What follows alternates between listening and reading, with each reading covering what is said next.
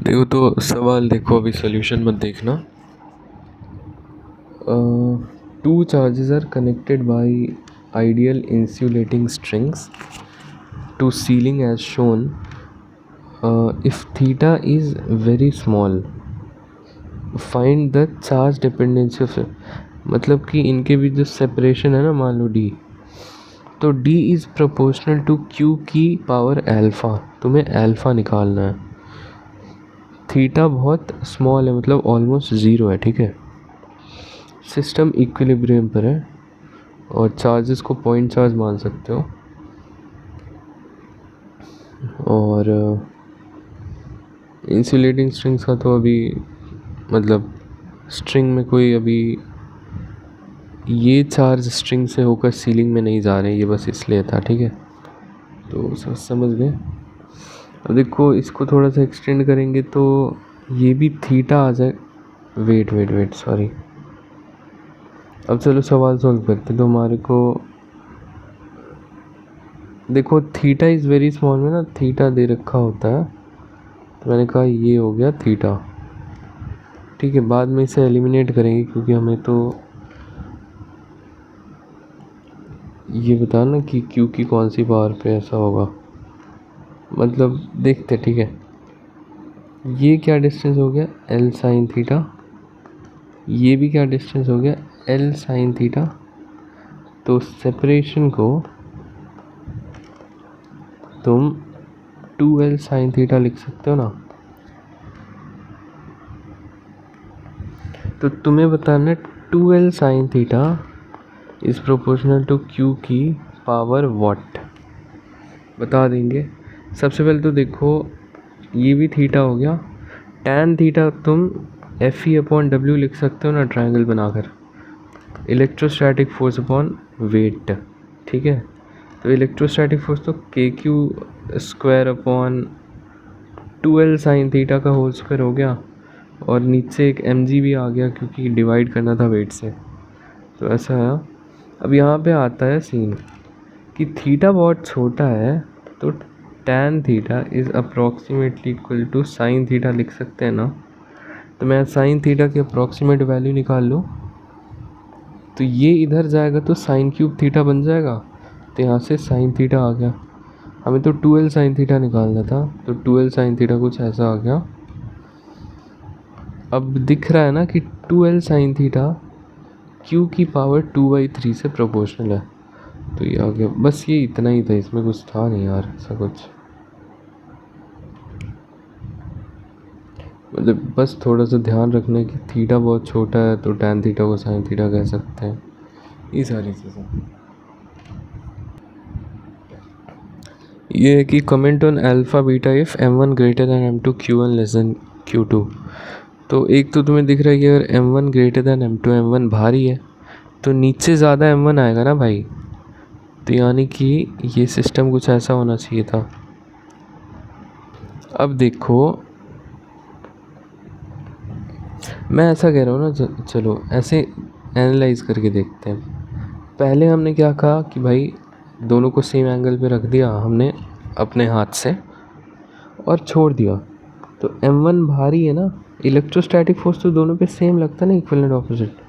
तो m1 भारी है तो इसे नीचे आना चाहिए और इसे थोड़ा ऊपर रहना चाहिए, तो जो नीचे आया उसका एंगल कम हो गया ना, तो ये तो हो गया कि देख कर हाँ कुछ कर दिया, तो θ1 लेस देन θ2 आना चाहिए। अब थोड़ा सा मैथमेटिकली भी देख लेते कैसे होगा इक्वेशन बनाकर।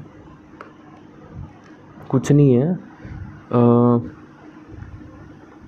tan beta will be equal to k q1 q2 upon r square divided by mg, sorry m2g, okay m2g। इस सेपरेशन को r बोल दूँ चलेगा ना, कोई दिक्कत तो नहीं है भाई। tan बीटा होगा electrostatic force divide by wait, अभी तो करा। tan अल्फ़ा क्या होगा k q1 q2 upon r square divided by m1g। तो तुम खुद ही देख लो ना कि tan alpha upon tan beta क्या आ रहा है, m2 अपॉन m1। तो सीधा सीधा पता चल गया। देखो m1 ग्रेटर देन m2 था, राइट, तो tan beta less than tan alpha हो गया। क्यों? तो m1 tan अल्फ़ा बराबर m2 tan बीटा। m1 बड़ा है तो tan अल्फ़ा को कम होना पड़ेगा, m2 छोटा है तो tan बीटा को tan अल्फ़ा से ज़्यादा होना पड़ेगा। तो ये रीज़न, तो इसमें क्या कुछ नहीं था, ऐसे ही बता दें। ये देखो ये क्वेश्चन पढ़ो, इसमें थोड़ा समझ लेते हैं। ये हमने एक सिस्टम को वैक्यूम में रखा, आइडेंटिकल चार्ज आइडेंटिकल मास है, तो ये दोनों थीटा थीटा एंगल पर ऐसे है ना, मतलब है। सेम सिस्टम को हमने एक मीडियम जिसकी density rho not upon, charge की डेंसिटी रो नॉट है, ठीक है, और जिस मीडियम में हम इस सिस्टम को इमर्स कर रहे हैं उसकी डेंसिटी रो नॉट अपॉन 3 है। अब मीडियम की डेंसिटी चार्ज से कम है, तो ये जो चार्ज है ये पूरा का पूरा इमर्स हो जाएगा ना मेरे भाई, यानी कि अगर ये पानी होता तो ये पूरा पानी के अंदर होता, समझ रहे हो। अब मैं कह रहा हूँ कि जब हमने इमर्स किया तब भी हमने देखा कि थीटा थीटा एंगल पर ही है ये, तो इतनी सी इन्फॉर्मेशन से हमें बताना है dielectric constant of the medium. एक बार रिवाइज करते हैं डाई इलेक्ट्रिक कॉन्स्टेंट। याद है मैंने रिलेटिव परमिटिविटी कहा था, मीडियम का एप्सिलॉन डिवाइडेड बाय वैक्यूम का एप्सिलॉन, है ना। इसे तुम वैक्यूम का k डिवाइडेड बाय मीडियम का k भी कह सकते हो, क्योंकि k क्या होता है, इन्वर्सली प्रोपोर्शन, ऐसा 1/4 पे एप्सिलॉन होता है ना।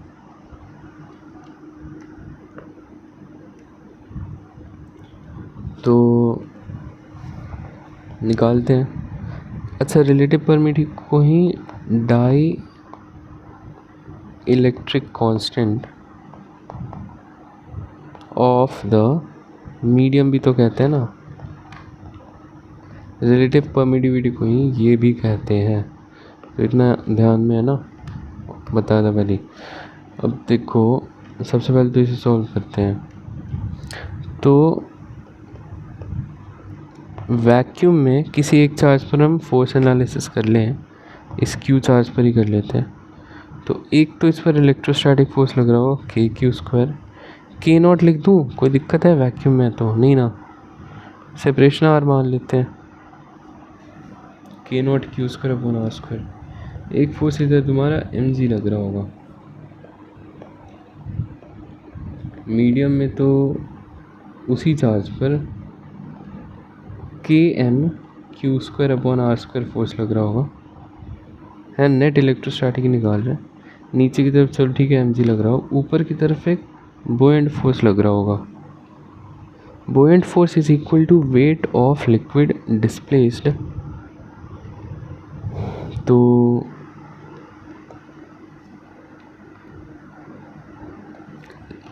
वेट ऑफ लिक्विड डिस्प्लेस कैसे निकालेंगे, इसका वॉल्यूम, क्योंकि इसका volume is the same as कितना फ्लूइड डिस्प्लेस हुआ है उसका वॉल्यूम, और मीडियम की ही डेंसिटी, तो मीडियम की डेंसिटी कोई रो नॉट अपॉन 3, और इसका वॉल्यूम क्या आ गया, v मान लेते हैं। अच्छा, mg को अगर लिखना है तो mg को तो रो नॉट इंटू vg लिख सकते हो ना, यहाँ पर एक g भी लगा दो, वेट निकालना है, मास नहीं। तो बेसिकली ये mg/3 ही तो हो गया ना। तो क्या करना है था इसमें, डाइलेक्ट्रिक कांस्टेंट निकालना था।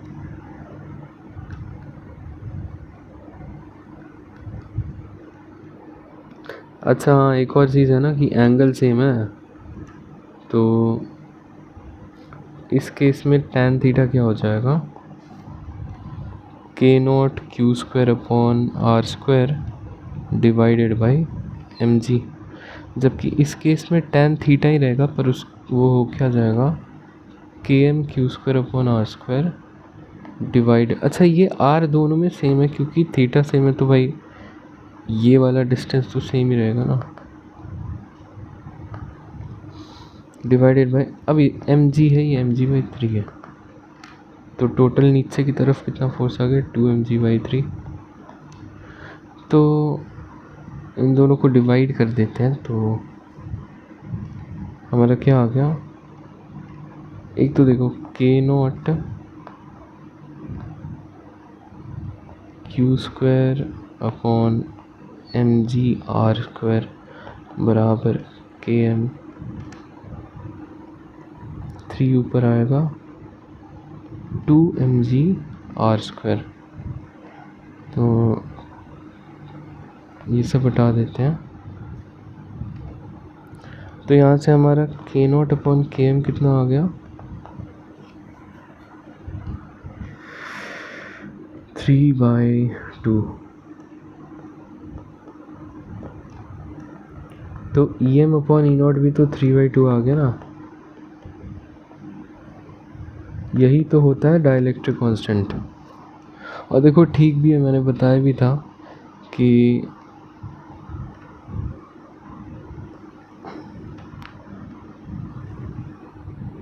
क्या बताया था ना भाई तुम्हें कि em ग्रेटर देन E0 आता है हमेशा। मैंने कहा भी था तुम्हें याद रखने के लिए ये वाला कि k0 will be greater than km, है ना। जो भी हमने मीडियम आज तक देखे उसमें k0 मतलब वैक्यूम का k हमेशा मीडियम के k से ज़्यादा होता है, जैसे कि यहाँ पर आ भी रहा है। तो ठीक है, मतलब हाँ, तो हमारा 3/2 हो गया इसका आंसर, एक बार देख लो। कुछ है नहीं, फोर्स एनालिसिस करके tan थीटा बराबर कर दिया दोनों जगह, और फिर k0 अपॉन km निकाल लिया।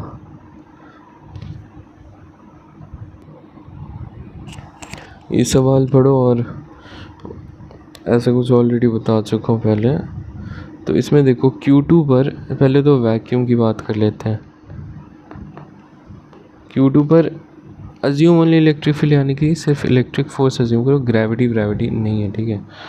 तो Q2 पर इधर की तरफ क्या लग रहा है, मान लो पॉजिटिव है दोनों, क्या दिक्कत है, k Q2 अपॉन d², इसकी वैल्यू कितनी है 80। वैक्यूम में तो k0 लिख दूंगा, नेट इलेक्ट्रोस्टैटिक फोर्स लिख रहा हूँ ये मैं, है ना, नेट फोर्स ही 80 है, राइट। और मैंने कहा था ना कि नेट इलेक्ट्रोस्टैटिक फोर्स होता है k Q1 Q2/r²।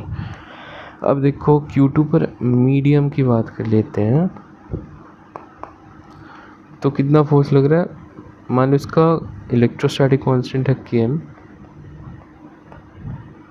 अच्छा, सेपरेशन दोनों में ही डी है, क्योंकि net force in vacuum and in medium, तो उसमें कहीं ये तो नहीं लिख रखा ना सेपरेशन चेंज।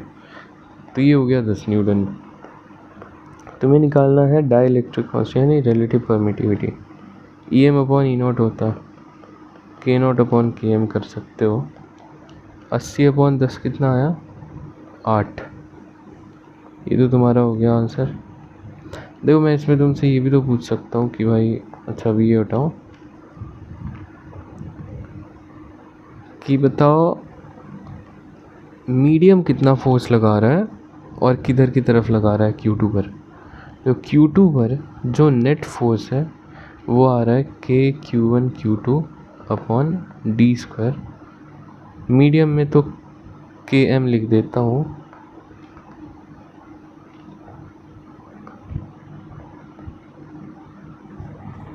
कोई दिक्कत नो।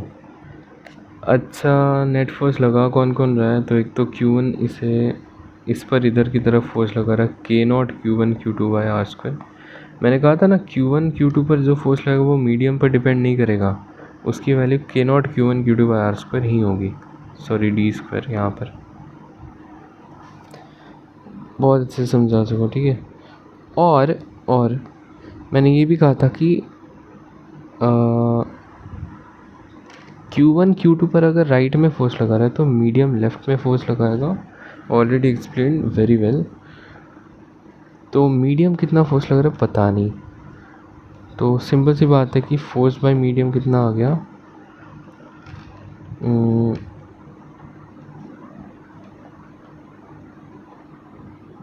एक सेकंड,